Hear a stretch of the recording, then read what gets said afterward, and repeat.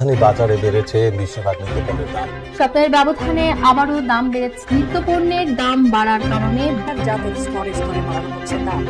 রাজধানীর বাজারে এমন চড়া দর অন্তত 8টি পণ্যে। করে দেখুন তো, আপনি আপনার নিত্য প্রয়োজন জিনিস তেল কিনে বাসায় যাচ্ছেন, কিন্তু বাসায় যেতে না যেতে শুনতে পারলেন তেলের দাম আবার বেড়ে গিয়েছে। কি অবাক হওয়ার বিষয়, তাই না? আসলে মুদ্রাস্ফীতি বাড়ার ফলে কিন্তু এমন ঘটনা ঘটাই স্বাভাবিক। একজন সাধারণ মানুষের চাও পাওয়া কিন্তু খুবই সীমিত। দুবেলা দুমুঠো খেয়ে বেঁচে থাকা, পরিবারের খাদ্যের যোগান দেওয়া আর একটু সচ্ছল ভাবে চলতে পারে আসলে খুব বেশি কি। অথচ লাগামহীন ভাবে সবকিছু চলে যাচ্ছে আমাদের ক্রয় সীমার বাইরে। আয়ের সাথে ব্যয়ের হিসাব মিলাতে হিমশিম খাচ্ছে দেশের বেশিরভাগ মানুষ। কারণে আর অকারণেই বাড়ছে নিত্যপণ্যের দাম। আর এভাবে বাড়তে থাকলে অনেক প্রয়োজনীয় জিনিসই কিন্তু আর মধ্যবিত্তের নাগালের মধ্যে থাকবে না। তবে কি দুর্ভিক্ষের দ্বার প্রান্ত বাংলাদেশ?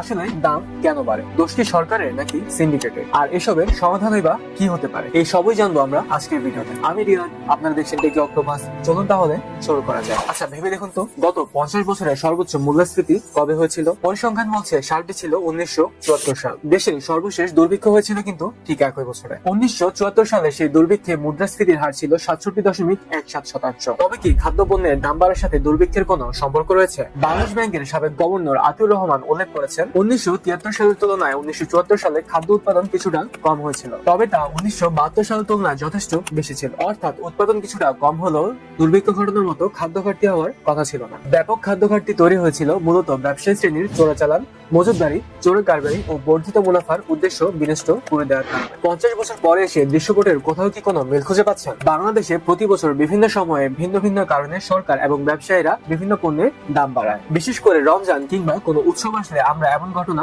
অহরহ দেখে থাকি। আর তার মধ্যে অন্যতম হচ্ছে খাদ্যদ্রব্য, যেখানে অন্যান্য মুসলিম দেশের চিত্র থাকে সম্পূর্ণ উল্টো। এখন প্রশ্ন হচ্ছে কি কি কারণে মূল্যস্ফীতি হতে পারে? উচ্চ মূল্যস্ফীতির ইতিহাস বাংলাদেশের জন্য খুব একটা নিয়মিত ঘটনা নয়। শুধু বাংলাদেশ নয়, পুরো বিশ্ব অঙ্গনেও এটি হরহামেশা ঘটে না। ঐতিহাসিক বিভিন্ন প্রেক্ষাপটে মূল্যস্ফীতির কারণ অনুসন্ধান করলে অনেক ইতিহাসই চোখের সামনে চলে আসে। তবে মূল্যস্ফীতির প্রধান অনুঘটক হলো যুদ্ধ। মূল্যস্ফীতি সাধারণত 3টি কারণে হতে পারে। 1.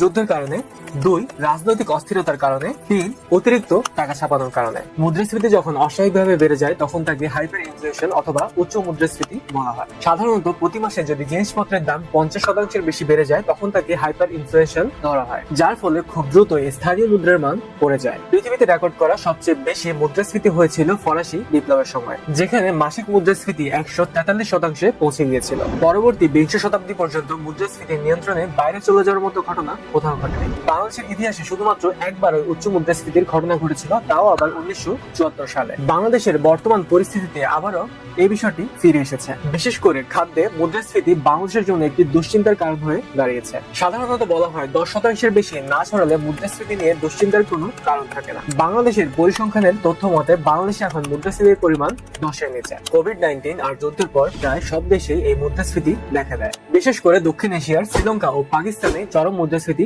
দেখা দেয়। বর্তমানে কিন্তু এই দুই দেশই তা কাটিয়ে উঠতে পেরেছে, কিন্তু বাংলাদেশ আজও এটি কাটিয়ে উঠতে পারছে না। প্রতি বছরে রমজানের আগে নানা অজুহাতে বিভিন্ন পণ্যের দাম বৃদ্ধি পায়। এই বছরও বেড়েছিল। দফায় দফায় বিদ্যুৎ আর গ্যাসের দাম বাড়ানোর কারণেও কিন্তু আমাদের এই মুদ্রাস্ফীতি আরো বেড়ে যায়। সরকারের নির্বাহীর আদেশে 1 বছরের ব্যবধানে গ্যাস ও বিদ্যুতের দাম আবারও বাড়ানো হয়েছে। এখানেই কিন্তু শেষ নয়, ঘোষণা করা হয়েছে সামনের 3 বছরে কিন্তু ধাপে ধাপে বিদ্যুতের দাম বৃদ্ধি করা হবে। কিন্তু বিদ্যুৎ যে নিশ্চিতভাবে পাওয়া যাবে সেটি কিন্তু বলা যাচ্ছে না। এমনকি আমরা যখন এই ভিডিওটি করছিলাম তখনও আমাদের বিদ্যুৎ বারবার চলে যাচ্ছিল।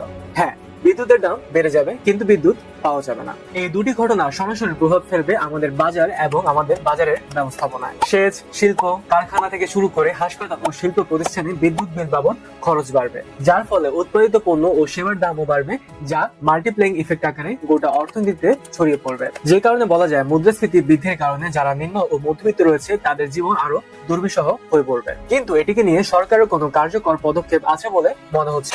মূল্যস্ফীতির চাপে অনেকে এখন ব্যয় কমাতে সাবলেট থাকা শুরু করেছেন। 2002 সালে ঢাকা 2 সিটির কর্পোরেশনে 2 লাখেরও বেশি মানুষ সাবলেট ছিলেন। গবেষণা দেখা গিয়েছে এই পরিবারগুলোর মধ্যে 70,000 পরিবার প্রথমবারের মতো এই সাবলেট গ্রহণ করেছে। আর এছাড়াও বর্তমানে অনেকেই কিন্তু শহর ছেড়ে গ্রামে ব্যাক করছে। তাহলে এখন প্রশ্ন আসতে পারে, বাংলাদেশে এই মুদ্রাস্ফীতি কমানোর সলিউশন কি হতে পারে? সলিউশন গুলোকে সাধারণত 3 ভাগে আমরা ভাগ করতে পারি। একটি হচ্ছে আর্থিক ব্যবস্থা, দ্বিতীয়টি হচ্ছে রাজস্ব সংক্রান্ত ব্যবস্থা এবং তৃতীয় পদ্ধতিটি হচ্ছে প্রত্যক্ষ নিয়ন্ত্রণ পদ্ধতি। আর্থিক ব্যবস্থা, মুদ্রাস্ফীতির প্রধান কারণই হলো কিন্তু অর্থের পরিমাণ বৃদ্ধি পাওয়া। সুতরাং মুদ্রাস্ফীতি দূর করতে হলে আমাদেরকে বাংলাদেশের অর্থনীতিতে অর্থের পরিমাণ কমাতে হবে। আর এই অর্থের পরিমাণ কমাতে হলে আমাদেরকে ব্যাংক সৃষ্ট ঋণের পরিমাণও কমাতে হবে, কারণ বর্তমানে এই ব্যাংক সৃষ্ট ঋণের কারণে বহু লেনদেন হয়ে থাকে। আর এই ঋণের পরিমাণ কমাতে পারলে বাংলাদেশের অর্থনীতিতে অর্থের পরিমাণও কমে যাবে। আর আরেক কথায় মুদ্রাস্ফীতিও নিয়ন্ত্রণ করা যাবে। এই ক্ষেত্রে বাংলাদেশের কেন্দ্রীয় ব্যাংক হারকে বৃদ্ধি করে দিতে পারে। কেন্দ্রীয় ব্যাংক সাধারণত বাণিজ্যিক ব্যাংকগুলোকে যেই হারে ঋণ দেয় তাকে বলা হয়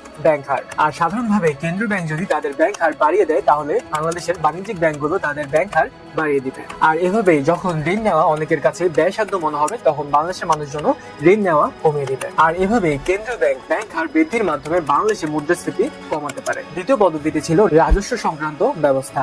বর্তমানে বাংলাদেশে আমদানি দ্রব্যের উপর বেশি পরিমাণে শুল্ক নেওয়ায় বাজার পর্যায়ে এসে খাদ্যদ্রব্যের মূল্যস্ফীতি বেড়ে যায়। তাই নিত্য প্রয়োজনীয় পণ্যগুলো আমদানির ক্ষেত্রে আমদানি শুল্ক কমাতে হবে। তৃতীয় পদ্ধতিটি ছিল প্রত্যক্ষ নিয়ন্ত্রণ পদ্ধতি। আমরা প্রায় সময় খবরে দেখতে পাই বাংলাদেশ থেকে প্রচুর পরিমাণে ডলার বিদেশে পাচার হয়ে যাচ্ছে। এদেরকে কঠোর হস্তে আমাদেরকে দমন করতে হবে এবং যদি আমরা করতে পারি তাহলে আমাদের মুদ্রাস্ফীতি নিয়ন্ত্রণে চলে আসবে। কোভিড মহামারীর শেষের দিকে এবং ইউক্রেন যুদ্ধ শুরু হওয়ার পর মুদ্রাস্ফীতি আকাশচুম্বী হওয়ার আশঙ্কা করেছিল এশিয়ার দুই দেশ সিঙ্গাপুর ও দক্ষিণ কোরিয়া। 2022 সালের এপ্রিলে মুদ্রানীতি কঠোর করার ঘোষণা দিয়েছিল এই দুটি দেশ। সেই সাথে কেন্দ্রীয় ব্যাংকের সুদের হারও বাড়িয়ে দিয়েছিল তারা। উৎপাদন কমে যাওয়ার ঝুঁকি নিয়েও মুদ্রাস্ফীতির লাগাম টানাই ছিল তাদের মূল উদ্দেশ্য। সেই সময় এশিয়ার চতুর্থ বৃহৎ অর্থনীতি দক্ষিণ কোরিয়ায় আটা ও ভোজ্য তেলের দাম বাড়াতে শুরু করেছিল। এরপরে আসে এই ধরনের পদক্ষেপ, আর যার ফলশ্রুতিতে তারা মুদ্রাস্ফীতির লাগাম টানতে সক্ষম হয়েছিল। বিশ্বের বিভিন্ন দেশ তাদের জনগণের স্বার্থে এবং দেশের স্বার্থে এই ধরনের পদক্ষেপগুলো নিয়ে থাকে। তবে আমাদের দেশের সরকার এই সকল অসাধু ব্যবসায়ীদের সিন্ডিকেটের বিরুদ্ধে কোনো গুরুত্বপূর্ণ পদক্ষেপ নিতে পারছে না, বা পদক্ষেপ নিলেও প্রতিটি সেক্টরে দুর্নীতির ফলে সঠিকভাবে তা বাস্তবায়ন হচ্ছে না। একটি গণতান্ত্রিক দেশের নাগরিক হিসেবে আমাদের উচিত এই সকল দুর্নীতিগ্রস্ত মানুষদেরকে রুখে দেওয়া। শুধু তাই নয়, আমাদেরকে এরকম সিন্ডিকেট ব্যবসায়ীদের বিরুদ্ধে রুখে দাঁড়াতে হবে। আমাদের সরকারের পাশাপাশি জনগণের উচিত যাতে করে আমরা আমাদের এই মুদ্রাস্ফীতিকে কাটিয়ে তুলতে পারি। তাই আমাদের সবাইকে এগিয়ে আসতে হবে। ধন্যবাদ সবাইকে। আসসালামু আলাইকুম।